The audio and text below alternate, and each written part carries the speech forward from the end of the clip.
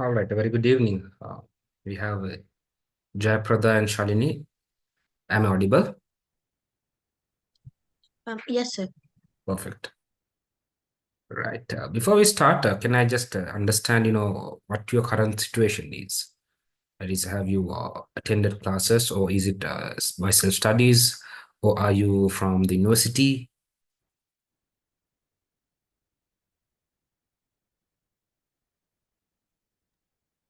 I have initially taken classes from Arivu, but the last attempt I scored like a 45, so I'm here for the revision batch kind of.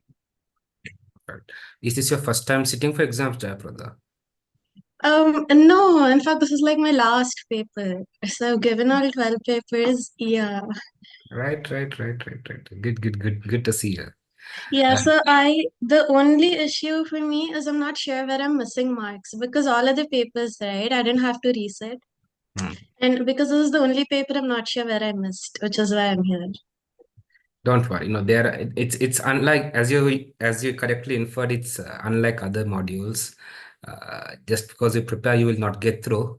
But sometimes even if you're not prepared, you get through. So it's a little bit of a controversial module. So the purpose of today's session is basically to have your approach rectified. Good. So I'll work on that. How about Shalini? Um, am I audible? Yes, Shalini. I can. Okay. So yeah, this is my first attempt. I did SPR last sitting, but I didn't get through. So I'm sitting SBR and SBL this time. Mhm. So yeah, I need a good knowledge because regarding the recordings and lectures, it's kind of little bit notes reading and kind of stuff. So I just need a like like a thorough revision kind of thing for the SBL. Right. Good. So it's a good thing that we have less students, so I can, cater to what you actually need to get through this module. Coming back to me, let's first get to know each other. So I am Salman Faris. I have been teaching for SBL for 10 years. At my point of time, I fortunately got the prize for this module. So that was also luck, as you said, it's a completely strange module. Sometimes things you do not expect, you get a lot. So I have had experience with the situations you are encountering at present. Students who scored very well with the other modules had problems with SBL, and students who were not confident were able to get prizes. Because SBL, as you are obviously aware, is a more practical module. We do not pay attention to theories. We do not pay attention to rigid frameworks. It's all about, okay, are you able to provide a solution? As long as you're able to provide a solution, no matter what approach you take, nothing matters. But just because you learn theory, learn frameworks, learn modules, if you're unable to apply those, if you're unable to provide what the examiner wants, you will get nothing. So the purpose of this module, students, is to see, now since you are finishing off ACCA, once you are in a senior managerial position, are you able to practically respond to the business needs? Are you able to analyze business data and respond realistically?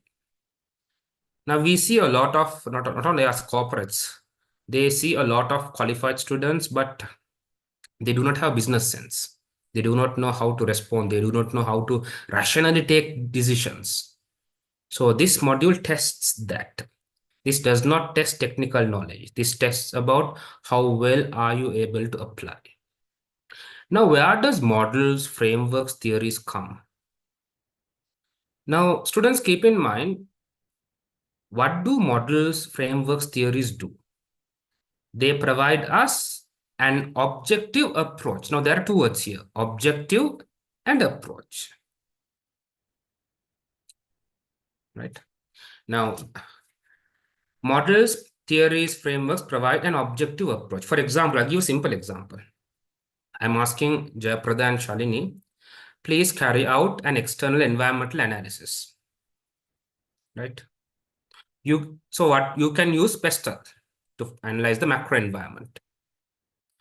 Now, what does PESTEL stand for? You know the different factors, right? political environment, economic, social, technological, ecological, and legal. Now, without using pestle, still we can grasp these factors, right? Without using that framework, we still can obtain those factors. We can still tell, okay, this is what's happening with the country's inflation. This is the change in exchange rates. There's a political instability. There's a voting going on. There are conflicts going on. The rupee has depreciated. We can take those factors, bring it to a report. But what happens is, if you do not have a framework, even if you obtain all the factors, there will be people in the organization, there will be stakeholders who can have doubts. Have you omitted any factor? It can be internal competition. They might come and question you. Shalini, yes, we saw your report, but I don't think you have done a good job. You might have omitted certain areas. Right? Jayaprada, if you are working cross-departmental, you are in finance, the person in sales or marketing can come and question you, telling that, I feel like you are biased. You are always contradictory with me. So I feel like your analysis is always biased. So as I said, models, frameworks, and theories, if we do the same analysis through them, no one can question. If anyone questions you, you can tell, I use the pestle framework. If you have doubts about the pestle framework, I have nothing to say. To evaluate industry attractiveness, I use the Porter's 5 forces. If you feel I have missed anything, I don't know. You teach me what to do. I use the Porter's 5 forces, which is used globally by everyone. If you are questioning the model, please raise this problem. Let's put it to the CEO. People will laugh at them. So this is to convince stakeholders that your approach is objective. Right? And that's one thing, providing an objective approach. And there are some models, they provide you strategies. They provide you strategies. For example, portfolio analysis, we used BCG matrix, how to allocate resources between SBUs. So that model itself will give you a strategy. If it's a dog, divest. If it's a cash cow, how you milk out. If it's a star, wonderful. You can ensure that you invest to retain the market share. If it's a problem child, depending, you either invest to make it a star or else divest if you think it's a dog. So these are the two major roles in your stage that models will do. One is to make sure that your argument, your solution, your analysis is very objective. Second, to provide you remedies, solutions, action points. You must have learned risk management. How to respond to risk. We use TARA model, very easy. Assess the risk using likelihood and impact. And based on the likelihood and impact, automatically you can decide whether to transfer the risk, accept the risk, reduce the risk, avoid the risk. So these models provide you strategies. So models are tools in our hands. Whether you use the tool, whether you do not use the tool, as long as you can justify your answers, convince the examiner will give you marks. But without a tool, if you want to justify, it's difficult. If you use pestle to analyze macro environment, no need to tell why is pestle important. We just use pestle. But if we do not use an approach, we'll have to provide further justification telling that my analysis is comprehensive. That's why you see a lot of models in this module. And students who join my lectures, I would have focused or emphasized specifically on the popular models. These are, there are around a handful of popular models which are, easily tested, easily used in exams. Right? So that's all about the module. So keep in mind, students, the examiner expects you to rationally respond, rationally analyze, or rationally provide advice, rationally criticize. As long as you are rational, as long as you justify it rationally, you will get marks. you would have gone through the practice platform and seen suggested answers. The only exception in only in SBL, you can get marks for answers other than suggested answers. Okay, as long as your answer is different from the suggested answer, as long as it is justified, you get marks. That's why I said it's a very controversial module, right? Unfortunately, many students they take the same approach to SBL similar to what they do for other modules. They memorize every single thing. They keep every single thing in mind. Yes, they when they see the task, they use the model, but they do not apply rationally. Okay.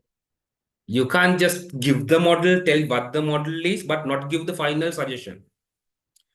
You can't just use the model, tell what the model is, but not apply to the context. You should apply to the context. You should answer the task. So this is where students lose out marks. Okay. See, in your exams, out of 100 marks, 20 marks are for professional skills or professional marks. Since 20 marks are also part of your answer. How you criticize, how you communicate. Just 20 marks. So 1/5 of the marks, one fifth of the exam marks comes from how you write your answer, how you develop your discussion. The remaining 4/5, the remaining 80% is all about whether are you addressing the examiner's need. If you just use the models, you will get only 15-20 marks. Application matters a lot. Most of the tasks, the examiner will not tell which module to use. Sometimes there can be 1 or 2 tasks. Rarely the examiner says, as per this module, please criticize. So there the examiner will namely tell the module. When the examiner does not name the module, you can use any module. That will help you build your discussion. Right. So that's all on the module. That's all on your examination as well. So let's have a small game plan. So we have 4 weeks this month, and your pre-mock will be released. Your pre-scene, sorry, your pre-scene will be released 2 weeks before the exams.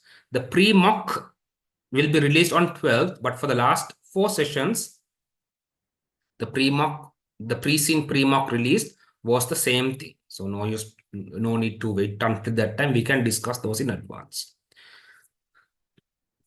I don't want to drag till the last moment, so we will have 3 main sessions for your revision. Today, I'll be discussing a couple of the models, the main models you should be aware of. We'll be looking at what the model is, the purpose of the model, and where to apply. Next week, I'll be taking you through let's look at one of the previous exam pre-scenes. And third week, you will have the pre-scene in hand. I will want you to analyze the pre-scene by yourself. And I will discuss the pre-scene in the session. If you have, and you can ask me for any clarifications. You can ask me for any clarifications. Final week, if you have any questions, you can drop a message in the group. Depending on the requirement, I will hold out another final week session. I personally do not want to rush till the last moment, but if you have questions, we can hold that session. Right? I wanted to say one more thing. What was it? Okay. Now, another question that students raise is, so is pre-scene important? Pre-scene is released 2 weeks before the exam. It's a 10 to 12 page audit. And usually it contains information about the business, the industry, and any trends and any environmental factors. Okay. And many students had stated, and unfortunately, I had seen many comments on social media, not my students, thankfully, but I've seen there that at certain given point of time, many students tell that pre-scene is not important at all. My goodness, why will the examiner prepare a pre-scene then? It's right, see, in the final exam, you are given the post scene, the second part of the case. The post scene is released in the final exam as exhibits. And related to the exhibits, you'll have tasks. You'll have around 3 to 4 tasks. Let's say there are around 6 exhibits. Orderly, the exhibits will be matching with the task. For example, exhibit 1 and 2 is for task 1, for example. Exhibit 3 is for task 2. Exhibit 4 and 5 for task 3. So it goes orderly from exhibit 1 to 7. The tasks are orderly. You will have to figure out whether for task 1 is it on exhibit 1 or is it exhibit 1 and 2 or is it exhibit 1, 2 and 3. That when you see the final exam paper, just check what the requirements are. And then have a look at the exhibits.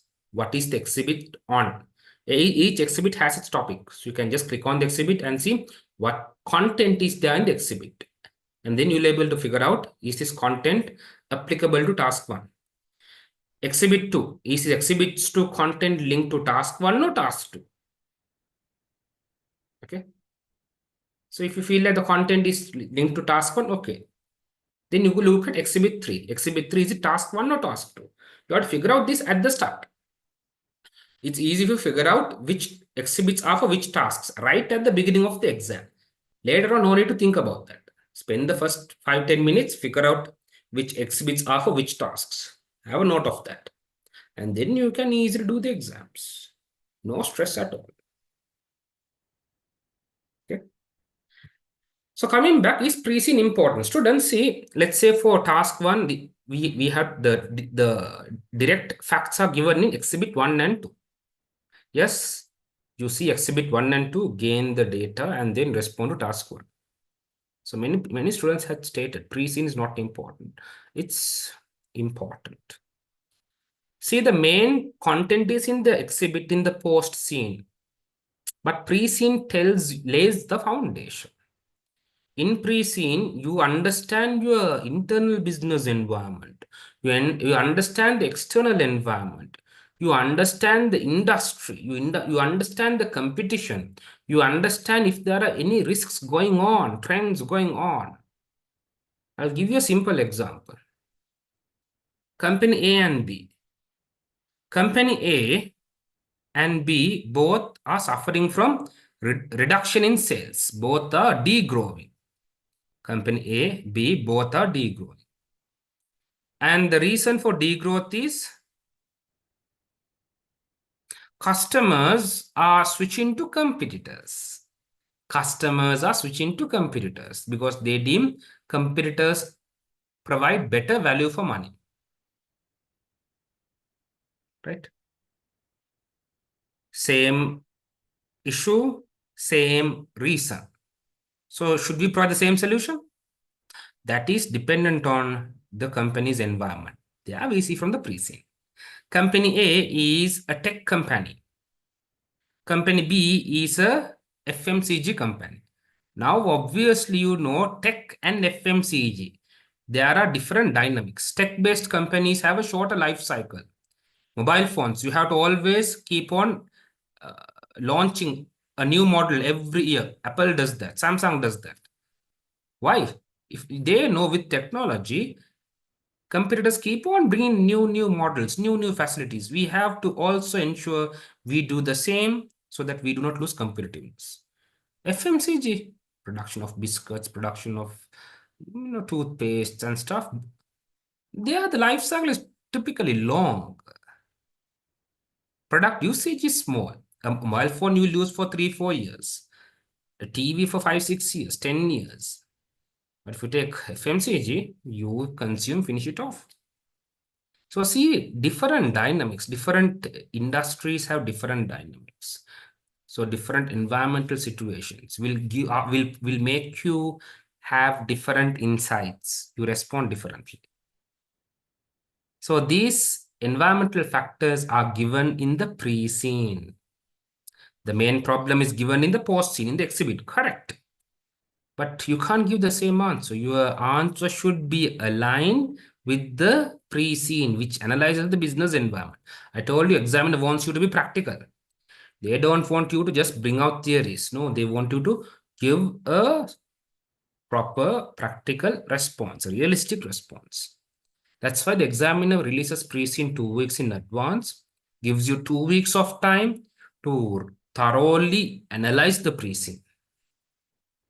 Half a month given to analyze the pre-scene. So you understand where you are. When you're going to exam, you should go like a CEO. You should go like a consultant. You should know the ins and outs of the company. Only then, after knowing what's happening with the company, the industry, the environment, now you look at the exhibits and the task.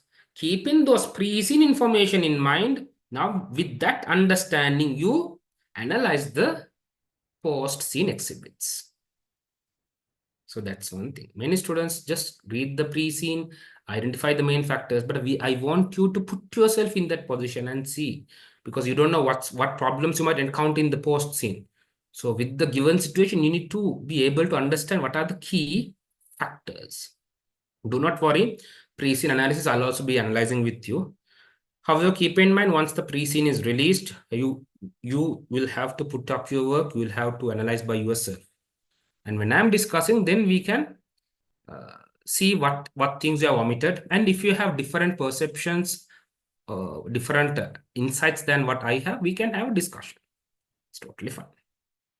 So those are some of the key guides that I really wanted to discuss with you so that you can have very fruitful monthly preparation. If you have any queries, you can always speak up with me. Right. So let's have a quick look at this minor PDF or PowerPoint, which I basically prepared for you. Right. So this is the main key factors you should be aware of. It's a 3-hour paper. Pre-scene is placed 2 weeks before the exams. All questions are compulsory. You can expect 4 tasks. 3 to 4 tasks is the normal situation. And 20 marks are provided for professional skills. So do not ignore professional skills. Aim, we had discussed the aim. We had discussed the role you'll be playing, a very senior position, typically as a consultant or an advisor. Where is it?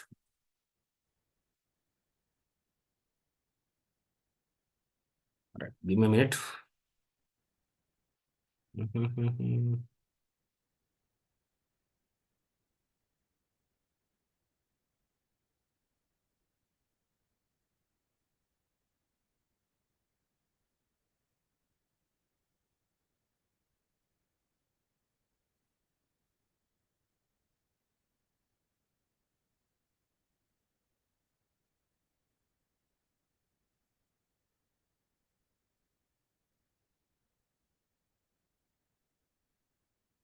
Okay.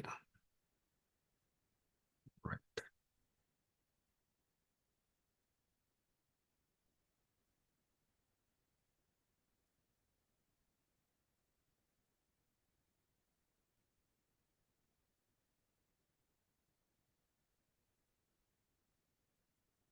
All right. The aim of the SBL module is to demonstrate organizational leadership and senior consultancy advisory capabilities. So your position in the exam will be a leader, a senior manager, CEO, but most it will be like a consultant or an external advisor. And relevant professional skills through the context of an integrated case study. This case study provides information about many aspects. It's integrated. The examination requires the candidate to demonstrate a range of professional skills, 20 marks for that, demanded by effective leaders when advising or supporting senior management in directing organizations. So one thing, one main thing in practice is in the corporate sector, sometimes more than what you do, it's about how you do. You must, I don't know whether you're working, so you must have at least experienced people who do not actually do a lot of tasks, but they create very good impressions based on how they're performing. So that's why they look at how you perform in the role. It's not only about your solution, but also how you respond, the skills you display. Role play. The basic structure of each exam will require the candidate to take the role of an organizational leader or a consultant or an advisor. So in terms of professional skills, SBL will test you on 5 skills. Each task might test on different skills. Only one professional skill will be tested per task. And the marks per professional skill will always lie within a range of 2 to 4 marks. So there are a total of 20 marks. So we discussed, depending on how many tasks, these 20 marks are basically segregated amongst those tasks. So each task will have around 2 to 4 marks. When awarding professional skill marks, markers will use a professional skills grid, which will be consistently applied to the skill concern on a sliding scale. For example, let's say if you are awarded 3 marks, if you have not demonstrated the skill, you get 0. If you demonstrate the skill in full, 3. If the examiner rates it as good, very good, it's 2. If it's not really good, it's 1. So there are 4 grids, 4 ratings that can be given based on how you demonstrate each skill. So it goes as 0 to the max. So in terms of evaluation, what are the possibilities they can test you on? In terms of communication, what is communication, students? You would have learned of communication. It's simply passing a message from the sender to the receiver. Communication is where you convey a message. That message can be just to inform, passing the information.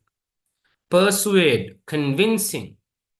So you communicate a message and convince them as well.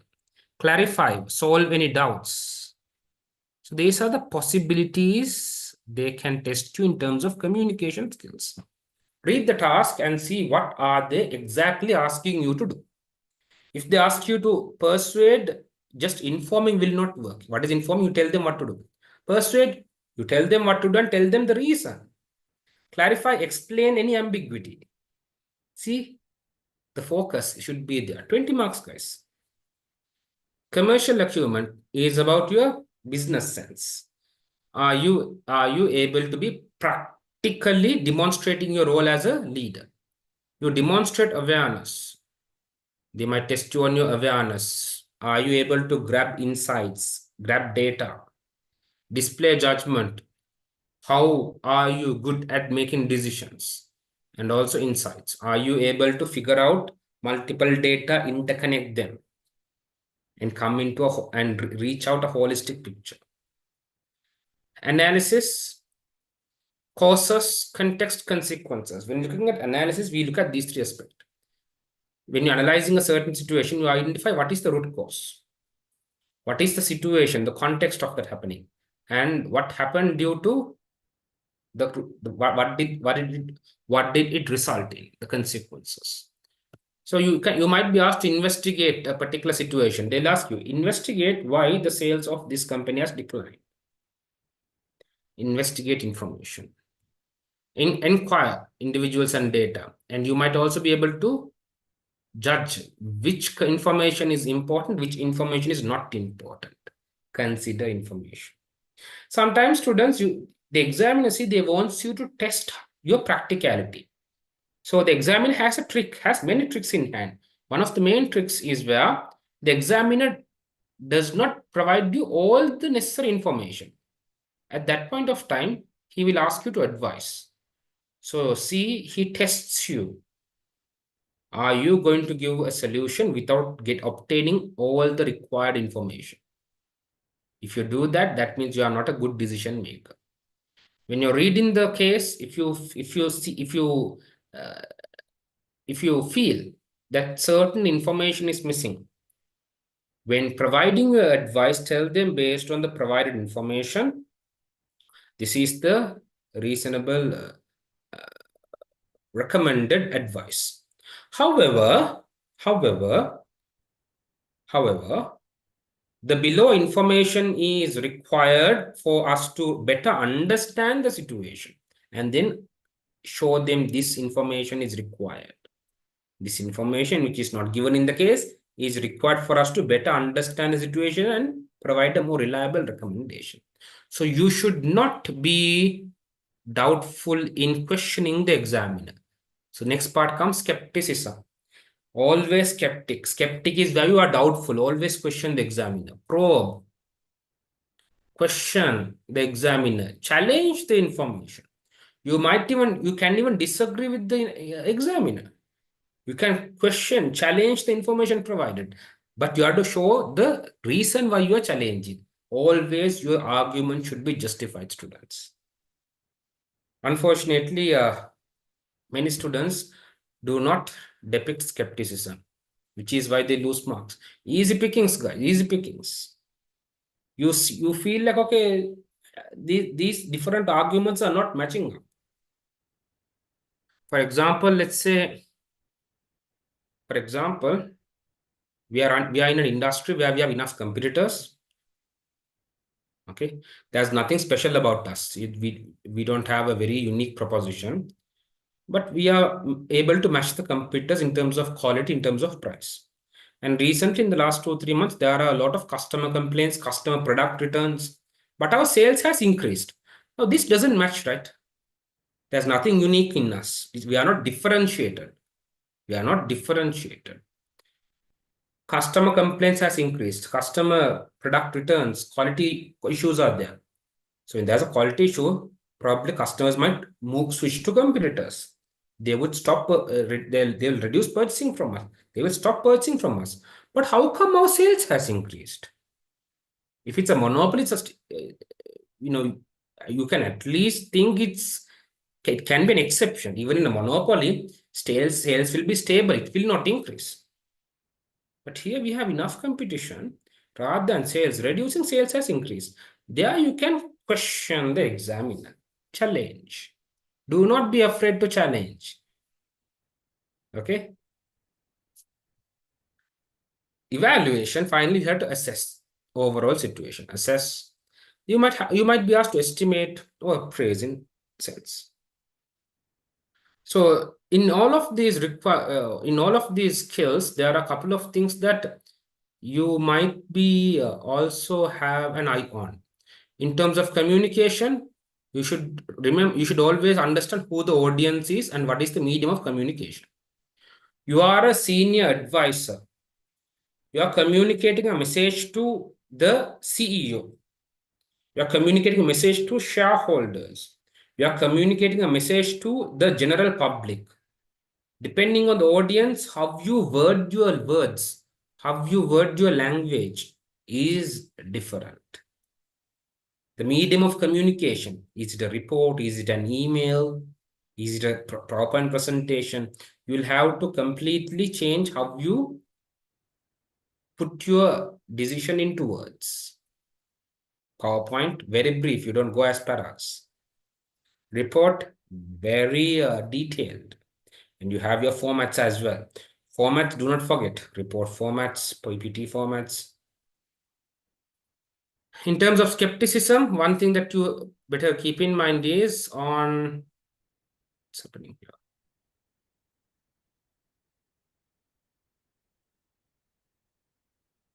Right. In terms of skepticism, when you are skeptic, when you are going to question, do not ignore ethics. You should always be ethical. See, at the end of the day, you guys will be professional ACCA accountants. As a professional, you will be bound by code of ethics, which is governed by the ACCA body. Being ethical is important. So always keep in mind, you have to be ethical. You can also question the company's ethical situation. Company is making good money, but by hiding information. We are selling a product. Product has some side effects which is not conveyed in the package, in the label. Not ethical at all. Not ethical at all. Okay. Now, a couple of years ago, there was a problem in Maggi, India. You eat Maggi instant noodles, right? So in India, Nestle produces Maggi. There was a situation a couple of years, you can just go online and search for information, where people took to the roads, went on pickets, because there was a news telling that the lead content in Maggi is excessive, which is harmful to the kids. Something happened in Sri Lanka, right? Anchor DCD issues. So see, still, even though several reports had confirmed the situations, a company keeps on, rejecting those accusations. If it is rejected, if it's just an accusation, it's fine to reject. But if it's the truth, you should not. You should be ethical. And before that, obviously, these are goods for consumption. If there are any risks with the products, we have to show the risks. We have to have transparency. Ethics is important. So always, guys, keep on ethical behavior as one of your forefront areas of focus. Finally, evaluation. When you're evaluating, prioritize information and decisions. Okay, you'll have to have an eye which decisions are of high priority, which decisions are of less priority. So those are all about your 20 marks. So let's have a quick look at a couple of models that I personally, want you to remember. Okay. First one is about the strategic management process, or else, in certain books, we call this the strategic planning process. This can be used in any strategic process, whether it's strategic management process, strategic marketing process, strategic finance process, any process. Okay.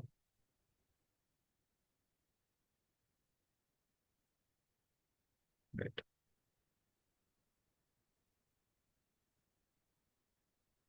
You guys, you can see the slideshow, right? I couldn't check on you. Yeah, it's visible. All right, perfect. So when it comes to any strategic process, this model by Johnson, Scholz, and Whittington is important. This is one of my favorite models. Why? It's because of its applicability. See, strategy is something all of us do every single day. For example, today, you also built up a strategy. What is a strategy? Strategy refers to the activities you intend to do to achieve a specific objective. Today, you had an objective. What is the objective?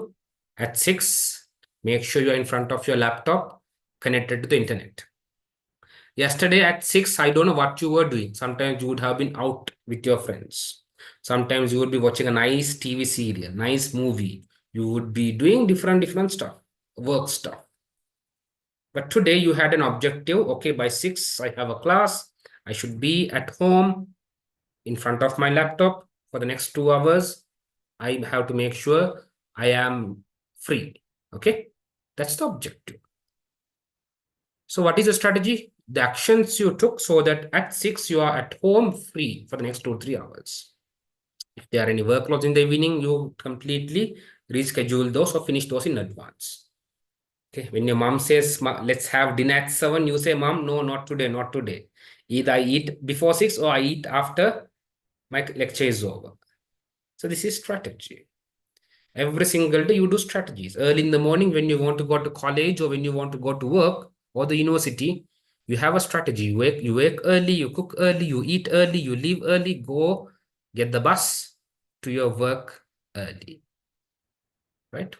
So when it comes to any strategic decision, there are 3 stages that any person should go through for us to make effective strategies. First one is, okay, what is the strategy? Things you need to do to achieve your objective.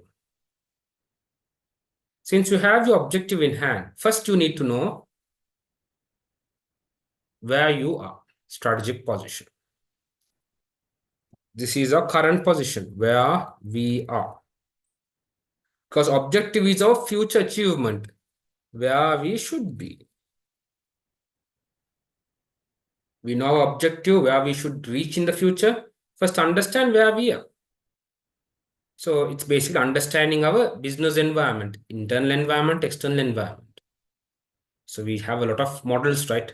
Macro environment, we looked at pestle, we looked at internal environment value chain, we looked at industry situation through Porter's 5 forces. We looked at internal situation by cultural web. So all of these models are to evaluate either the internal or external environment. So through these internal and external environment analysis, at the end of the day, we generate insights on the SWOT. We generate insights on the SWOT. Strength, weakness, opportunity, and threats. Strength and weakness are from the internal environment. Opportunity and threats are from the external environment.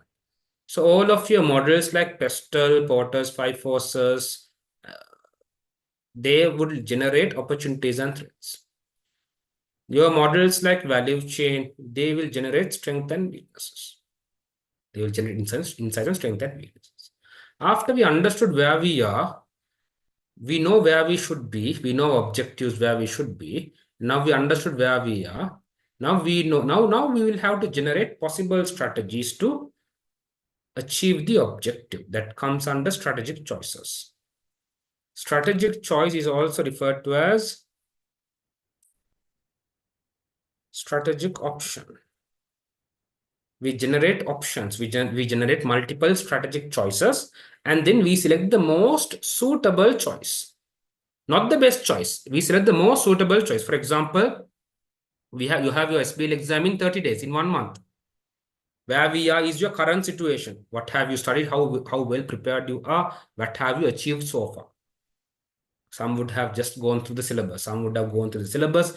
They would have gone through the past paper. Some would have done both along with study hub questions. Some would have done nothing. I was also a student at one point of time. I also had faced these situations. So now you know what your objective is. Your objective could be just getting through ACCs. Your objective could be getting a prize for ACCA, or else you could have a mark target, achieving 84 SBL. So now you know what your objective is, what your current situation is, and now you will derive possible ways, possible strategies that you can adapt to achieve your objective. Now in school, you would have done this, right? You exams are in 1 month. Some of you will decide, yes, from today, every single day, I will study 2 hours at night. Is it happening? Very doubtful. I also had plans when I was young. Never happened, never implemented.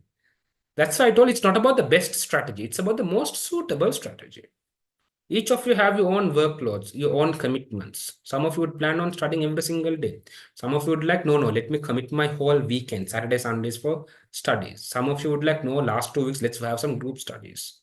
Some of you would like, no need to study, let's just look at those past papers and go. Some of you would like, no, let's look at technical articles. There are some nice YouTube videos. Let's have a look at those.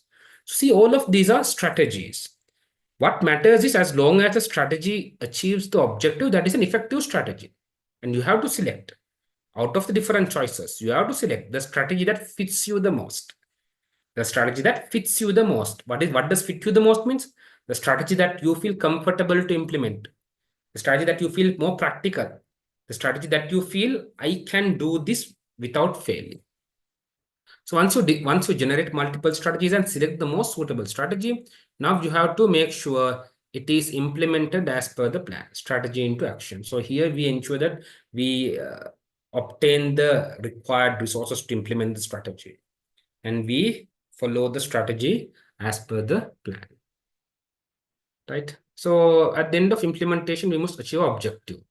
And again comes understanding of what's our current situation, developing strategies in case of any differences, implementing those. So this is a very universal model. I've been telling my students when I got the prize for this module, at that time it was P2, business analysis, pure strategy, okay? I used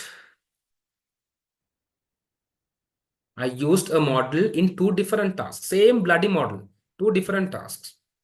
As long as you know it is in line with your answer, it's fine.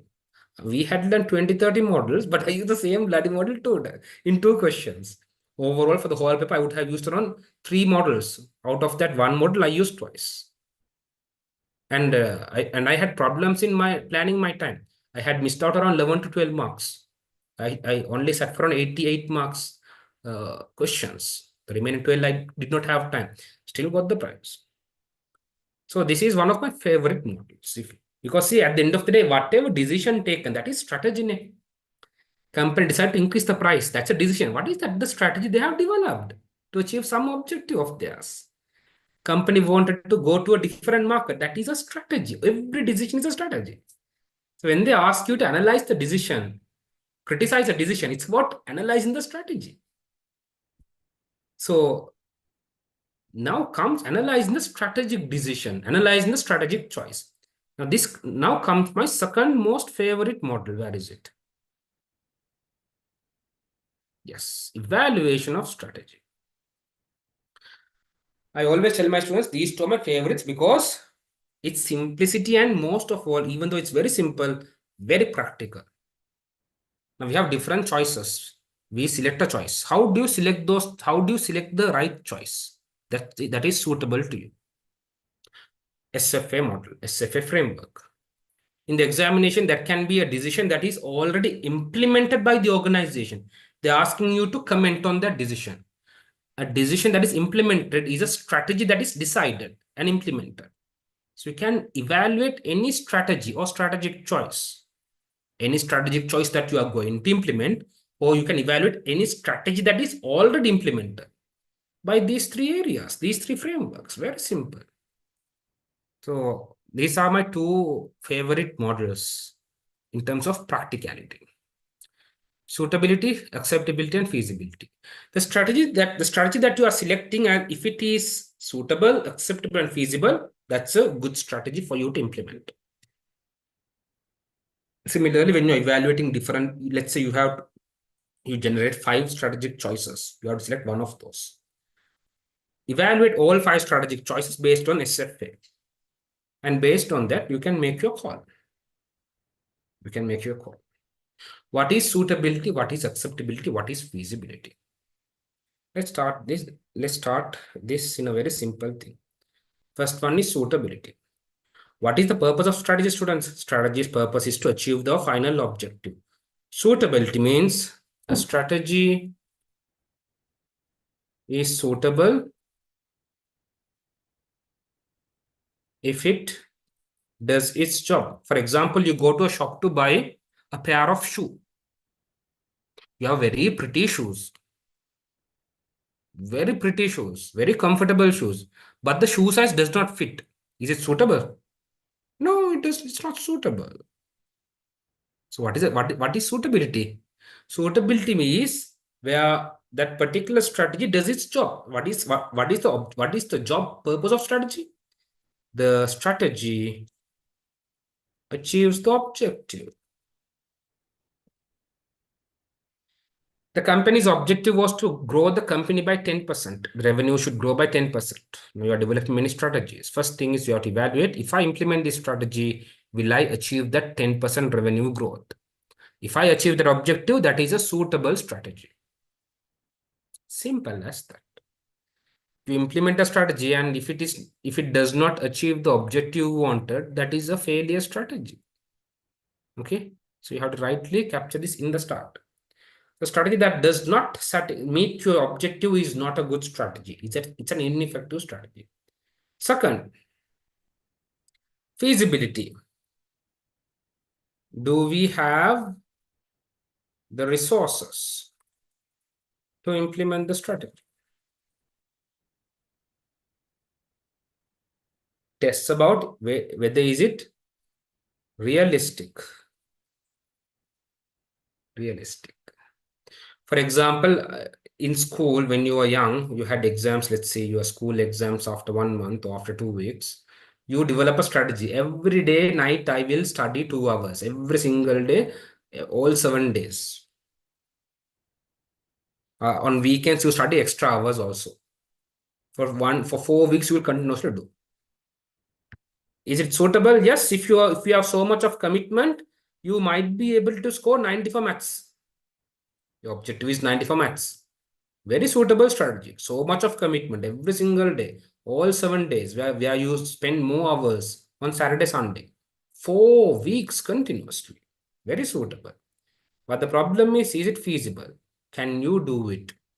Do not think resource is all about money. Resource is any factor that is required for you to implement the strategy.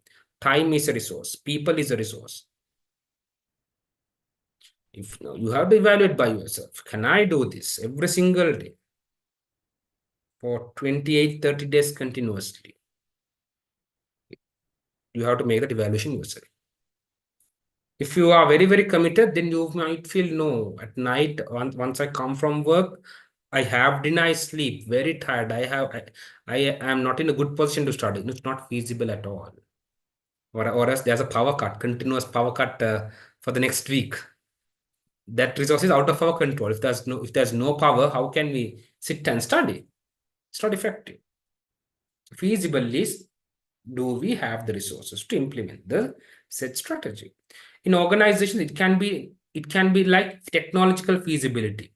You provided a solution that requires a lot of innovation involved, but our company is not good at innovation. How can we implement that? Okay, feasibility is about that. Third is acceptability.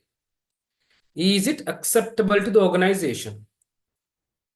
Is the strategy acceptable to the organization's stakeholders?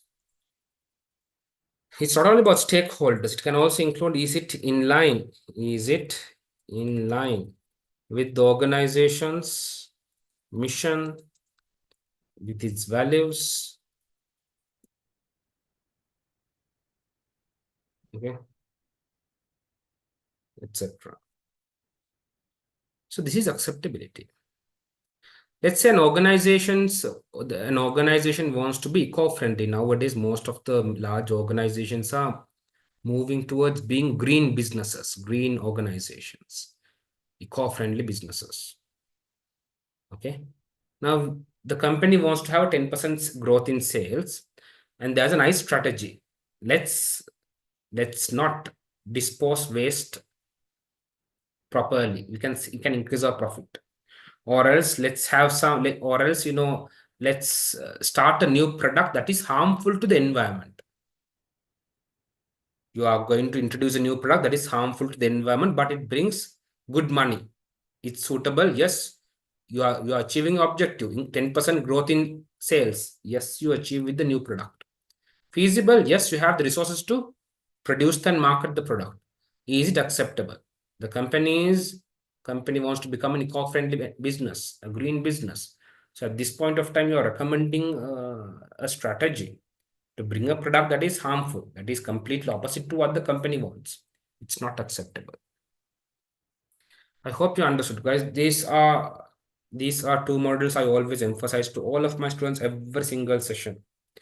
So whatever, most of the questions, if you are unable to find a proper model, think about utilizing this.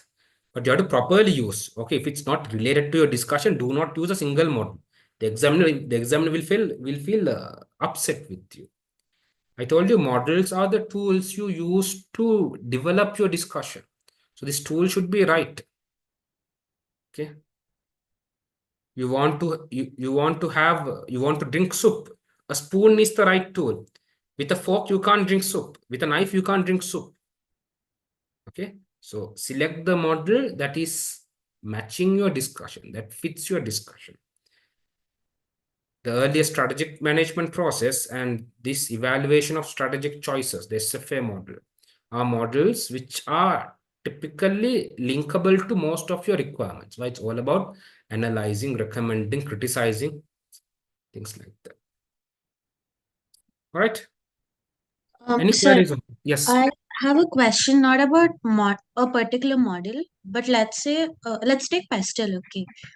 Now, from the question, I would easily be able to find out how the environment is, right? For example, if it's political and they say there is instability in the government, so I'd easily be able to pick this from the scenario. But putting that in my answer is not sufficient, right? I'll have to add something else to it. So I want to know on what basis do I have to think so that I give a proper explanation to this statement. Good. Very good. Good question. Now, specifically for pestle, we can improvise. We can improvise on your discussion. So what you guys do normally is you do this political environment, and you guys have the detail written.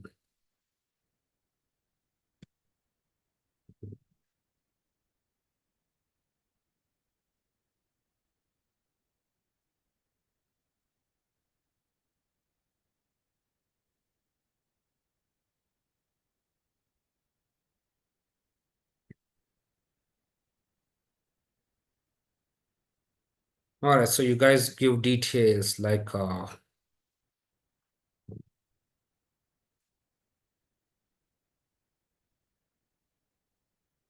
detail. Okay, this happened. X, Y, Z. So normally you guys provide the detail. Let's work with economic factors. Put there. It's easy. So you can put economic environment, things like inflation has increased from 3% in 2023, 24, 22, 23 to 5.5% in 2023, 24. Next, you can say unemployment has increased to 15% from 13% last year. And then you can say foreign currency depreciated by 2%. So this is what you usually write in exams. Agreed?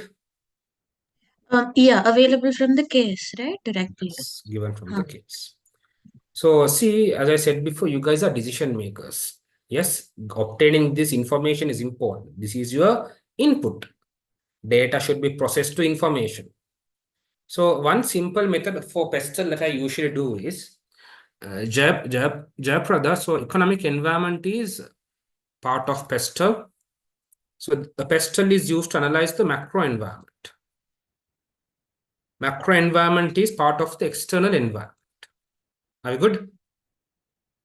Yes, sir. Yes. So from the external environment, what can we obtain? We can obtain from the SWOT, we can obtain what? Opportunities and threats. Very good. So here I add one more column where there's an opportunity or a threat. So increase in inflation is a threat. It's a threat. Okay. Now keep in mind, you might think, sir, it's a small thing. It's, everyone knows it's a threat to opportunity. But sometimes a company can feel it as a threat. Another company can feel it as an opportunity. Think about currency depreciation. Foreign currency is depreciated. It is a threat and an opportunity for the importer and exporter.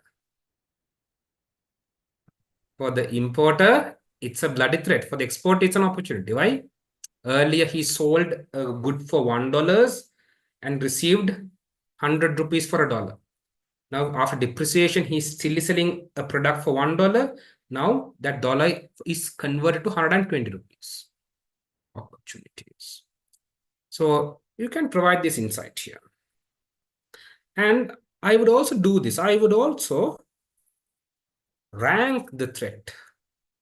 Inflation, 3% to 5.5% for my organization. This is my evaluation. It's a high threat. Unemployment, not a big deal. I don't want people. Low threat. Foreign currency depreciation, medium threat. This is enough. Once you start working, we can even assign numbers. We can assign numbers from 1 to 10. We can assign numbers. Oops, what happened there? 1 to 10. 10 is a very high opportunity and threat. 1 is a very low opportunity and threat. You can assign numbers here. Okay. So this, now it makes more sense. Any person who looks at your analysis also understands what the analysis actually tells us. Very easy. Got it? Yes, sir. And also, when you mention if it's an opportunity or threat, you'll have to give the context again, or is it? I mean, when you say it's a threat, you have to mention why it is a threat also, right? It Like depends. you've explained. Yeah, it depends how much marks are provided. Uh, Now, how do I know if that is needed or not needed? Right. Good. So let's say for a test, they are providing you 8 marks. They're asking you to do a test and providing you 8 marks. And see, you are able to extract 4 points from you see here, there are 3 points. You are able to extract 4 points. So approximately 8 marks, 4 points, each point 2 marks. That means you'll have to elaborate. Each point gives you like half a mark. Half a mark is for the fact, not for explanation. 2 marks, fact and explanation. 1.5 marks, explanation. 1 mark, no need to explain too much. You just explain this, that's enough. It's a subjective judgment there. Okay. Yeah, got it. Thank you. Good. So these are good questions, and this is what I really want from you. At this point of time, I don't want to teach you what you had learned in the last couple of months. So these are small tactics that can really help you out. If I was joined a bit late, right? So these are things that you can do, providing a ranking here.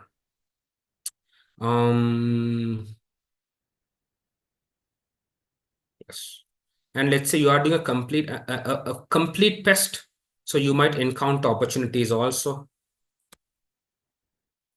There are opportunities, there are threats, and then you can provide, let's say you are given more than 12 marks. For economic environment, you can give an average response. There are threats, there are opportunities, high, medium, low, high, medium, low. Overall economic environment on average based on your observation. Let's say there are three threats and 1 opportunity. So it's more biased towards threat, right? So I can say threat is medium or threat is high. So this is actually not expected in your exam, but if you are doing this, the examiner will appreciate. But I always say manage your time. Do not do more than what the marks will provide you. Waste of time. So I'm just giving you any extended applications of best. Similar to this, you can do the same in Porter's 5 forces. When you are evaluating the industry attractiveness, you have different factors. Like, for example, let's say bargaining power of suppliers. There can be certain factors. There can be certain factors where the bargaining power is high and some becomes low. For example, less number of suppliers in the market. Less number of suppliers in the market makes the supplier high bargaining power. But presence of substitutes will make the bargaining power of suppliers low. The supplier has common supplies. That is, it's not a unique product. Oops.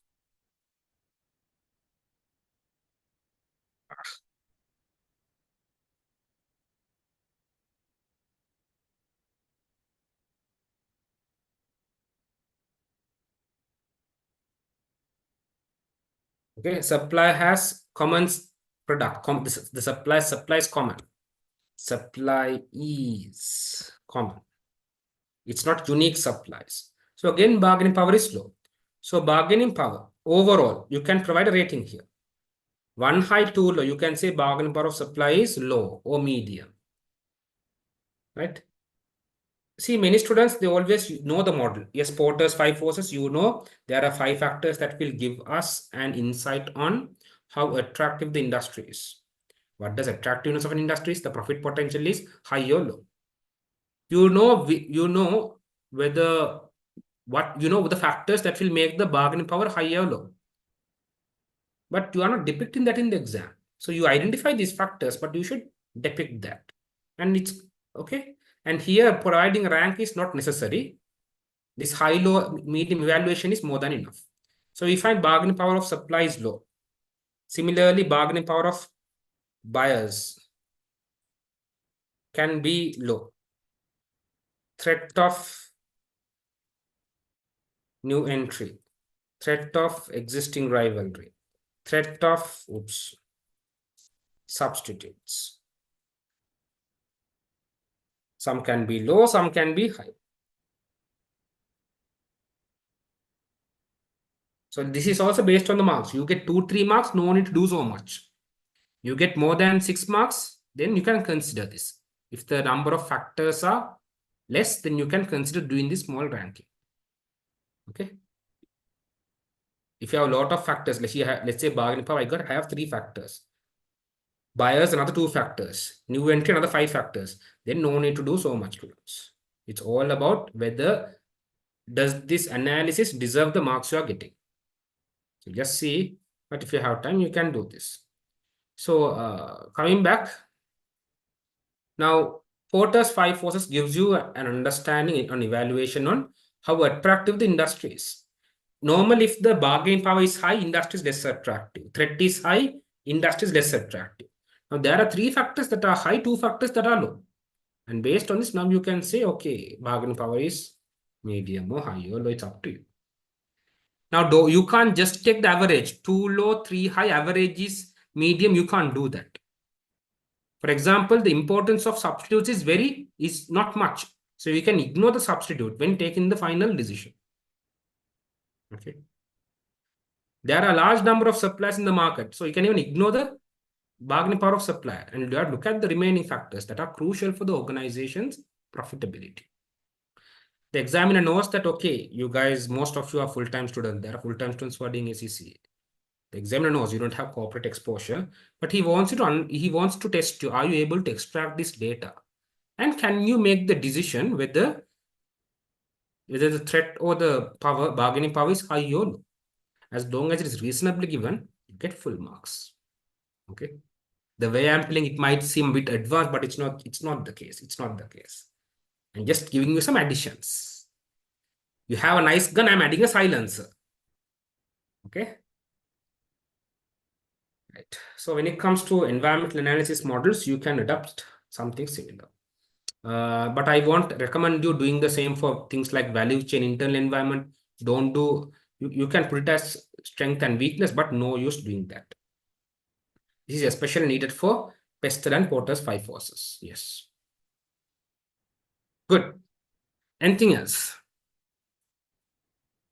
If as I lost, I with us.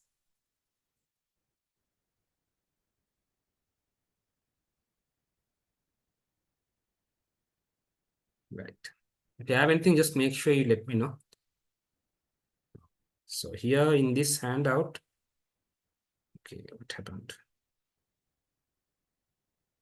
Right. This is my last slide. Okay, I just looked at the first slide and the last slide. Right.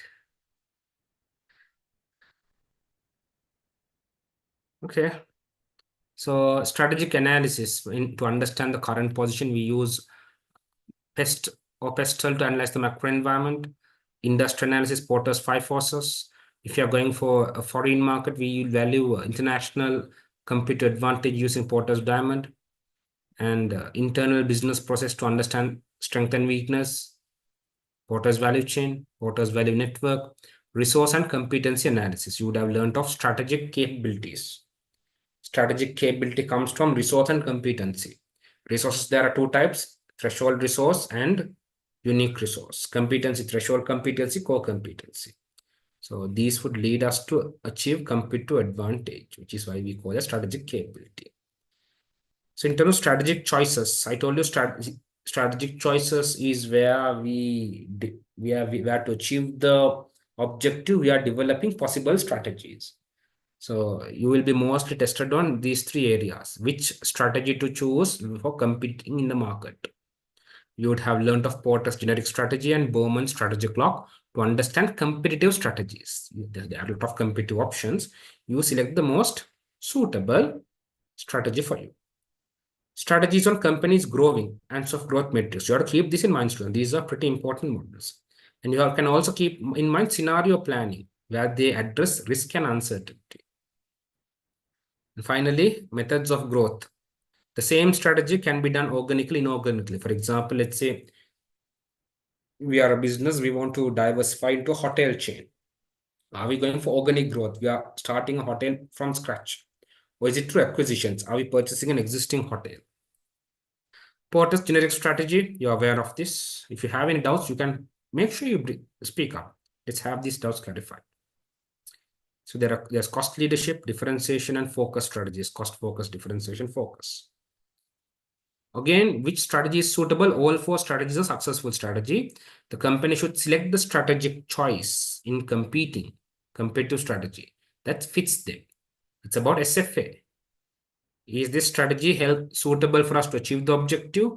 Is it feasible? Do I have the resources? For example, you thought of being a differentiator, but you have nothing about differentiation. You don't have unique knowledge.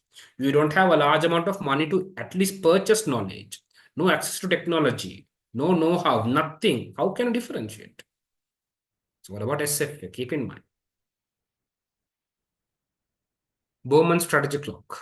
I mean, an alternative to Porter's generic strategy where he has developed eight possible strategies where 5 are successful, 6, 7, 8 are failure strategies. So normally Porter's generic strategy or Bowman's strategy clock, one of these is more than enough for exams, unless the examiner specifically points out. Porter's value chain, you also, so here we have 9 activities. These 9 activities that create value. It is helpful to understand what activities the organization has, and in terms of its existing activities, how much has it focused. For example, after you take all the existing activities, plot in the value chain, and you find we have less focus on technology development. So see, that means we are lacking in technology development. Then we know that we have to invest more on increase in technology development. And in case there are activities that cannot be plotted in the value chain, these are non-value adding activities. These are activities that does not add value. These are non-value adding activities. So non-value adding activities should be eliminated. In organizations, even in reality, there are many activities, processes, actions, money spent on stuff that does not provide any return. It's not necessary at all. It's a waste. So identifying those waste activities, non-value adding activities, and eliminating them is also a strategy. Second is identifying which areas we are not providing proper focus and supporting those activities. These 9 activities are classified into primary activities and secondary activities. Primary activities because these 5 activities directly create value for the organization. Secondary activities, they do not directly create value. They will help primary activities operate better.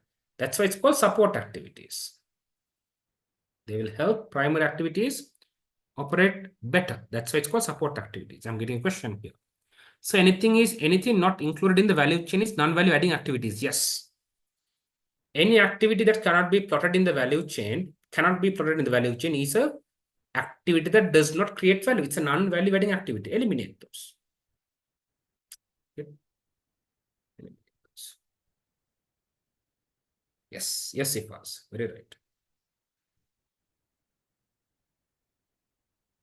In reality, things sometimes, I'm not sure what your personal experiences are. You might have encountered some situation where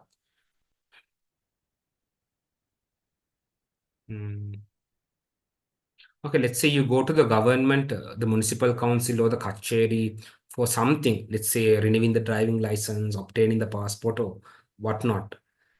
Sometimes you yourself will feel an employee is coming and doing an activity. He comes and checks your file or anything.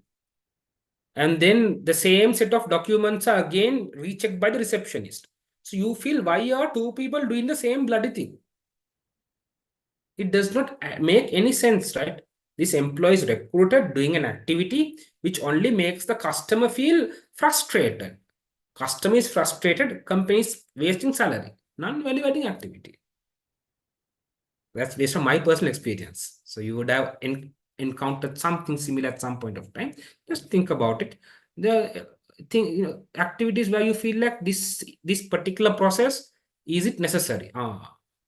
If someone is questioning that, that means they have not felt any benefit from that process. The company is wasting time, wasting resources on doing that process, which creates no value. Sometimes it even reduces value. So we should eliminate those. Right. And value network. At the end of the day, Value is perceived by the consumer. No matter how much value you create, if the consumer does not feel, there's no any sense. For example, you are creating, let's say you are running a bakery where you create buns, where you create nice foods, short eats and snacks to eat. Very fresh, very yummy. But you do not, but you produce these at home and then you take it to a fixed location near a college and sell it in a stall. Very yummy, very fresh food, but during transportation, the snacks get a bit crushed. The look is completely disrupted. It's not properly stored, so the heat goes out, it becomes a bit cool. And when selling near the college in the stall, the students who come to buy, the customers, what will they see? They will see a bit crushed snacks, which is not hot, it's not fresh. That's what they feel. So no matter how the organization creates value, at the end of the day, it's the buyer, the consumer who purchases the product.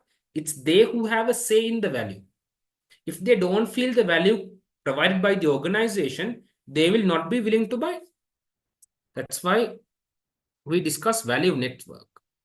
Value network shows the parties that collectively generate value for the value to be perceived by the buyer.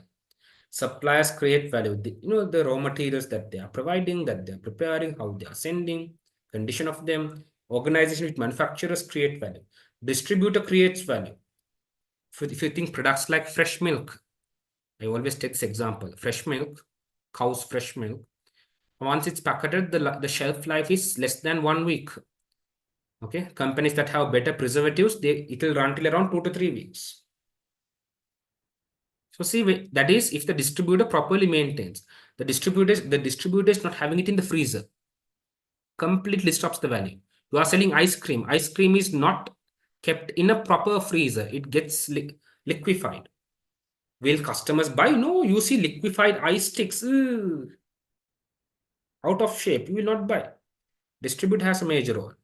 Same thing with the buyer. Buyer does not follow instructions.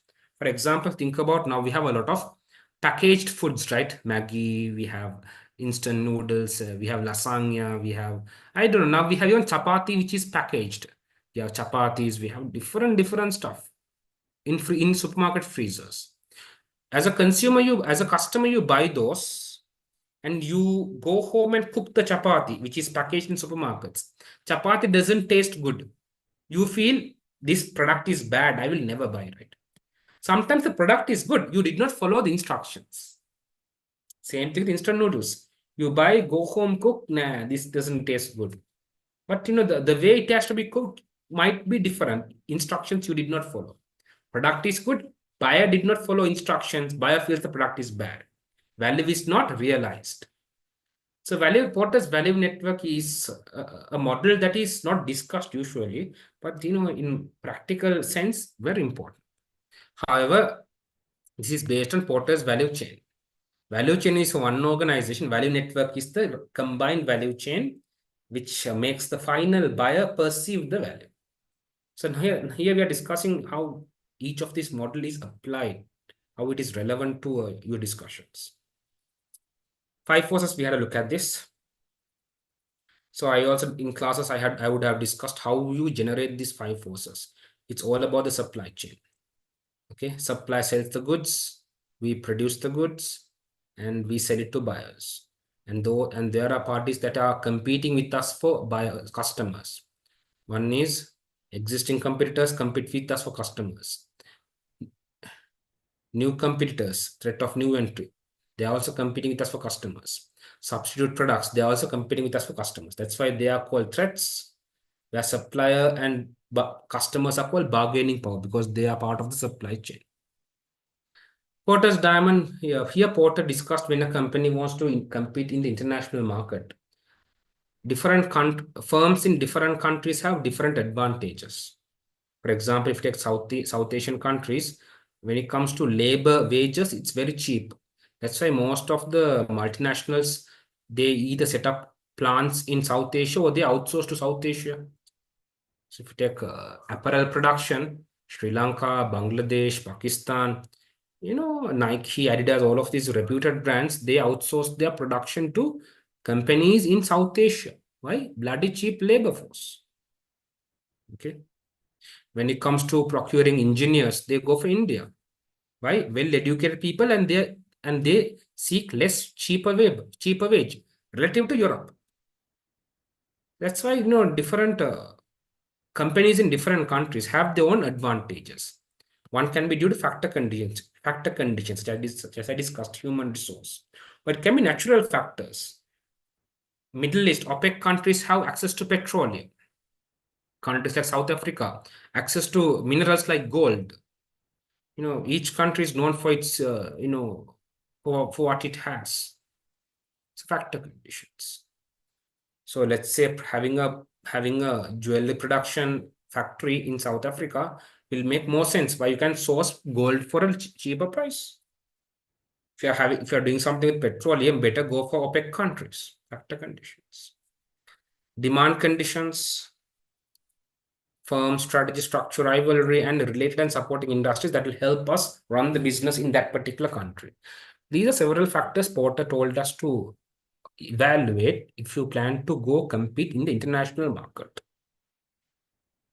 And then comes Ansoff growth matrix, where Ansoff stated, yes, where if a company wants to grow their revenue, they can look at 4 different strategies based on what is their product strategy. Are they going to grow using existing products or new products? What about their markets? What is a market? Market is a collection of current customers and potential customers, existing markets and new markets. So if it's existing market, it is a combination of current and potential customers. New market is where we are going to attract a new type of customers. So based on this, there are 4 strategies: market penetration, product development, market development, and diversification. Again, all 4 strategies are feasible, but in terms of risk,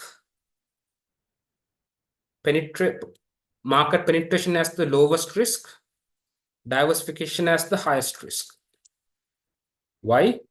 Market penetration is where you want to grow using existing products which you are more what do you call, which you have more trust on. I've been selling the same product, the product in and out. With the existing markets, the existing customers, what they want, what they do not want, their likes and dislikes. But using the same product to sell it to the same set of customers, the risk is relatively low. Diversification is the opposite. New products, sometimes products might fail. Selling it to new customers, who knows what the customer's thinking process is. Sorry. New products for new customers. Sometimes the product is good, customers would dislike. Sometimes the customers are good, our product will have a failure. It's like Samsung OneNote. Samsung OneNote, known as the Blast phone. Samsung, which is a brand which has been having a very, very long history. One of their products failed, where the phone got blasted. Their product failures. Diversification is the most risky strategy. However, just like we always discuss, the higher the risk, higher the return. So the company has to be very careful in deciding which strategy they are going for. Again, how to evaluate which strategy? SFA, evaluating strategic choice. Which one is suitable, which one is feasible, which one is acceptable. As long as our strategy is satisfying these 3 conditions, that is a suitable strategy. So here, in terms of acceptability, for example, diversification has a high risk. In terms of acceptability, I told you, is the strategy acceptable to stakeholders? This could also include the risk appetite, the risk of the strategy versus the risk appetite of the company. The strategy has a high risk, and if we are also willing to have a high risk, it's totally fine. So this is it. So these are some of the main models related to strategy. In your syllabus, the core area is on strategy. on top of strategy, we have other areas from HR, from IT, because for us to be a CEO, for us to make decisions, we need to have an understanding of the other areas. So there are models in those areas as well.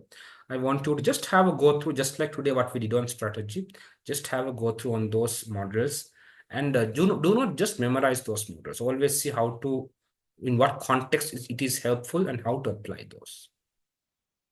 Right. So that's all that I want to discuss today. If you have any questions, you can raise. Meanwhile, I'll just tell you what our plans are for the next few sessions. Today, we had an initial discussion on what you should do to get prepared for examination and what sort of expectation the examiner has on you.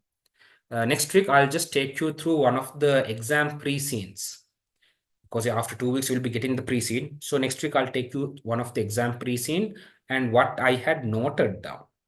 So you can see how I have noted down and made my preparations for the pre-scene.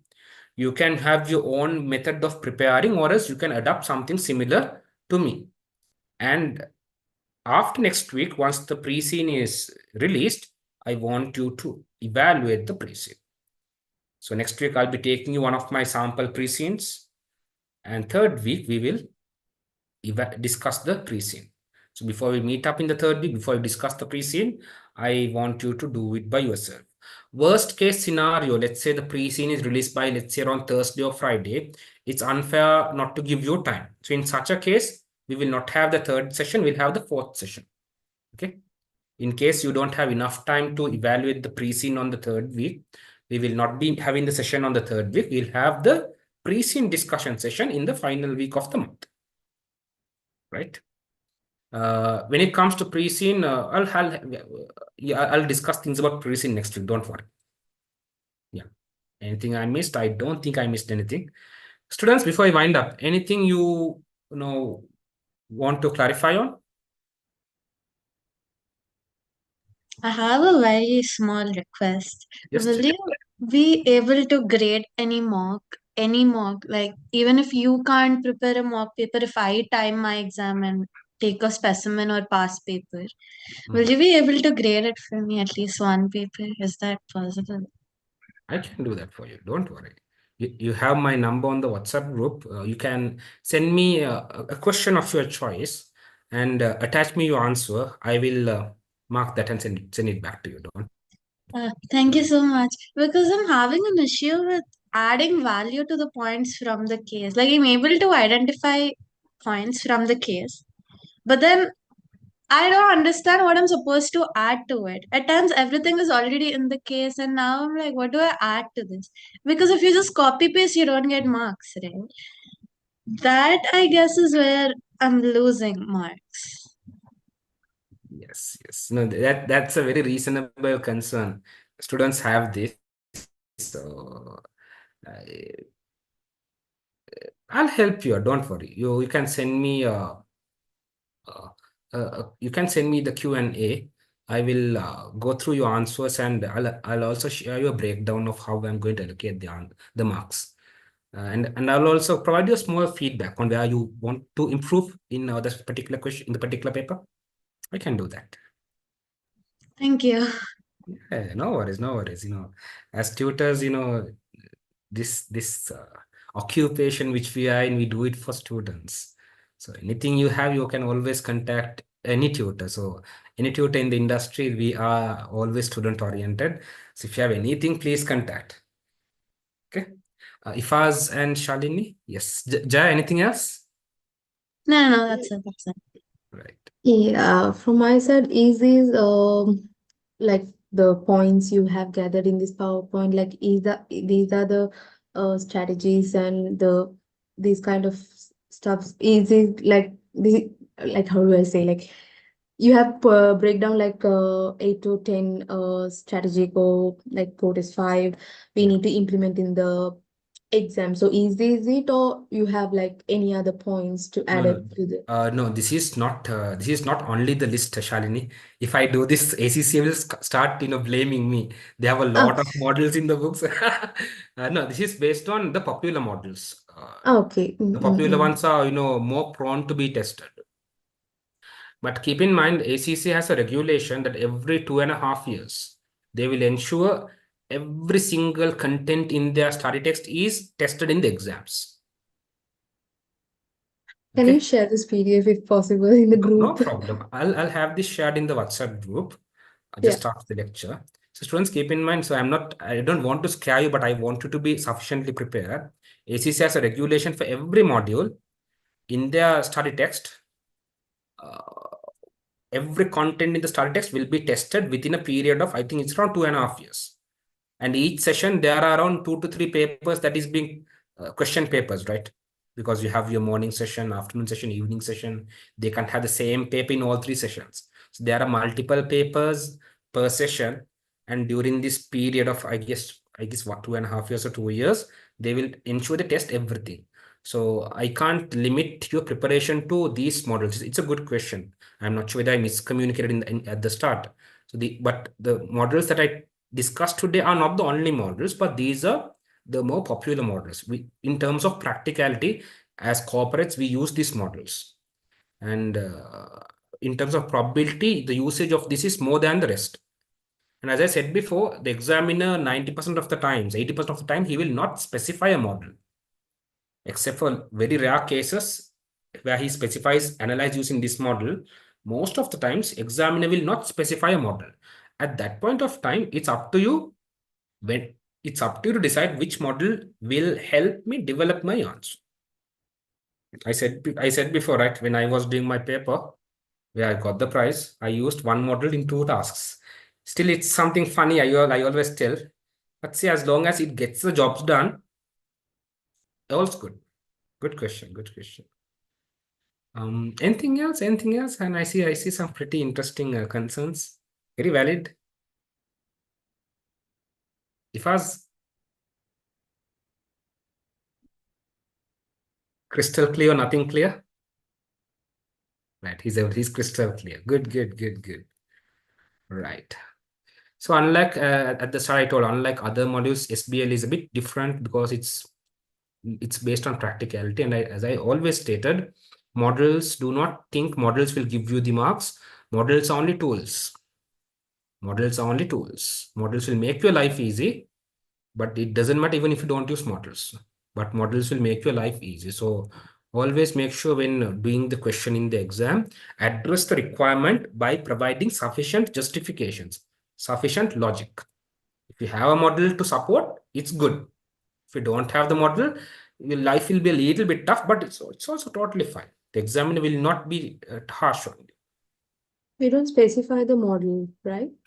Like Most we of the can tasks they just will not specify. no, when we are writing also, we also no need to like I'm using this model and those kind of No reference need is to not explain what the model does, but you can just say, okay, the above is evaluated using the pestle framework. tested. Ah, okay, okay. Right? No need to go and explain what the purpose of pestle is this, that, these, same current. No need to do those. But you can do those, you can just in one sentence, you can say, for example, things like pestle environment, the above macro environment will be analyzed by pestle environment, by pestle framework. That's it. Or else you can say the below evaluation of the industry attractiveness is done using Porter's 5 forces for us to have a better clarity on the industry's profit potential. One sentence done. No need to discuss more. It's a waste of your time. But as I said, it's a very practical paper. They don't want theories and stuff. They want answers. Thank you. No worries. Don't get stressed. Out of, when I was student, this was my favorite paper in the finals. Why? Very easy to pass and also very difficult to score. You can pass, easy to get more than 50, but getting above 80 is tough. No theories, no formulas, equations. A little bit of analysis, you need some basic ratios. The rest are all about logic. So it's easy to get marks above 50. But scoring above 80 is a bit tough. Okay. All right. So even in the previous session, I had a student who scored 79 in Sri Lanka. I thought that was a prize, but I don't know why there was no prize for that. So surprisingly, I think the prize was in the 80s. Usually, if you score in the 70s, there's a guaranteed prize for this module. So I said, getting high marks, there the exam will have some personal discussions. He might feel a little bit not enough. So he might have that thing. But getting through is very easy. Relative to other modules, if us don't worry, relative to audit and SBR, FM, APM, ATX, I would say SBL is easy to get, it's easy to score as long as you provide what's Yeah, I needed. don't agree to that at all. Yeah, you know, I Jaya, that's a bit unlucky, I guess. see my AFM was so much better. And I'm not even bragging. After practice, I could score 70 in both AFM and SBR. But the stupid paper, I I don't like it. No, no, no. No, things happen unexpected, accidents happen. So I'm telling in general, who knows when the examiner is marking, he was in a bad mood and he saw your paper after that. No, see, if that happens again, and if this time I get a 49, I wouldn't know what to do. Marginal, that's very tough luck, 49. Yeah, and I'm feeling this way about 45. Now, 49 if I scored, no? I wouldn't Yes. write the paper again. Yes. Don't worry. You'll score well this time. No, based on my observation with our limited time period, I understand that you are someone who's well prepared. So I think the concern about from the examiner is about to what extent have you simplified the application. Uh, Mm-mm. Last time were you more into applying or were you more into analyzing theories and models? No, I didn't use any model at all. And actually, I went into the exam and it was a good industry. It was a pet industry, right? So it was not something I didn't know about. And I could use some real life experiences. But maybe because of that, I probably didn't link much to the exhibit because I knew more about it, right? That's the Maybe problem. that was there. So I wanted to have a chat on this next week. No worry. Since it came up, I'll discuss. The examiner, so a very good thing Jaya brought this up. Your pre-scenes, all of your cases, all of your pre-scenes are all niche industries. It's not FMCG, it's not common industry. It's all about rare industries. We had a gaming company, we had a football club, and we had a pet sector. We had all of these are areas where people rarely have exposure. When we work, we go for FMCG and go for companies like that, which most of us are employed. But who goes and work for a game creating company? Who has experience in football clubs, just like Manchester United professional clubs? So examiner always takes these niche areas because examiner wants to ensure that students are not treated unfairly. Some students, let's say if I take FMCG as a case, most half of the students will have experience in FMCG. Full-time students, they have no experience, so it's unfair for them. So examiner takes industries which are niche industries, and the examiner do not want you to bring anything outside the case. So after I think that was the problem there. He wants you to rely on the pre-scene. He wants you to rely on the facts on the exhibits. He does not want you to bring anything outside the case, but you can use your personal experience to evaluate the facts in the case. But you can't bring your personal experience directly to the case. So Uh, let's see, let's see. this is the This, problem. You got I, it. yeah, I need a 50, that's all. I don't need 70s, I don't need So I 80s. think the examiner would have been very happy on how you developed your answer, but he was unhappy with what content you brought. You missed out his content and brought personal content. That's why he had failed you out, probably. Could be. Yes, and it's a bit unfair. Not unfair, it's a bit, I would say, bad luck again. Bad Bad luck luck. again. You Yeah, had missed that. yeah, Oh. 50 this time. And Now, again, this as time I'm you get saying, through. I told you, based on my analysis, based on interactions, I understood you are a very prepared person. So going out of 49 is where the examiner, examiner is happy with how you had created the answer, but he's not happy with the content. So he does not want you to get through. So that's why 49, you lose out at the last moment. No worries. These are good experiences. Things we learn from things. So later in future, when we encounter something similar, you'll remember this. So it's a good thing. The others, Ifaz and Shalini, again, let's say I don't know what the pre-scene is. It will be released next week after 2 weeks. If the industry is something you are familiar with, again, yes, your personal experiences can be used to justify the facts given in the case, but do not bring anything personal as a fact. So that's the bottleneck. That's the problem Jayaprabha had encountered. Don't worry. So this time I feel that you will have a very high success rate in the exams. Uh, let's work. Let's once the preseason is released, let's have a quick look at that. If us, however, one concept from strategy will be tested. Strategy is obviously without strategy, there's no SBL, strategic business leader. There will be strategy. Okay, don't worry. Good. It's good you tell me this concern. So I can at least address the areas, you need to focus on. If us how many marks for task, we cannot say. You can get 3 tasks, you can get 4 tasks. Jayaprada, last time, how many tasks were there? Can you remember? I had three in total, but then again they were divided into. I Ah, think the first one had two, the second one had around three, and then the third one had two again. yes. 3 main tasks. Each task will have subtasks. Obviously, 2 to 3 subtasks. Good. Sometimes you might gain 4 main tasks as well. Don't worry about that, guys. It's not tough. It's not tough. Even if you know nothing, read the exhibit, understand what's going on, and try to relate it to the answer, question, the task. Okay. So as I said, it's easy to score in SBL. Also, please go through time allocation later on Yeah, time when you're allocation. looking at. I'll have a chat on time allocation later on, Huh. but don't worry. Let's take that in the next class. Yeah. Right. All right. So shall we wind up? Any more questions? No, all good. All right. All right. I'll see you next weekend. Jayaprada, where are you from? I came to Bangalore yesterday for classes here. I'm in Hyderabad right now. I'm at home. Right. I'm back at home. Right. And I came to Ariu here for lectures. I'll be staying here for a month. And I'll be coming back to Okay. Sri Lanka after that. Oh, good. Okay. No, I wish I was in Bangalore, but no, I'm in Yeah. Hyderabad now. It's very chilly here, my goodness.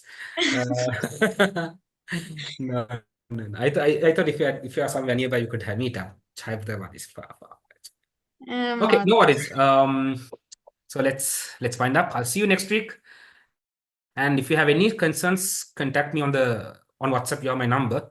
You can drop it in the group or drop me a personal message. I will get you within 24 hours. I'm not in the country. I'm in your country, Jaya, and I'm not in the country, Faz and Shalini. So I might not be readily available, but I'll be responding at night. Usually I spend my night to respond to students. Any problems, any concerns you have, feel free to contact me.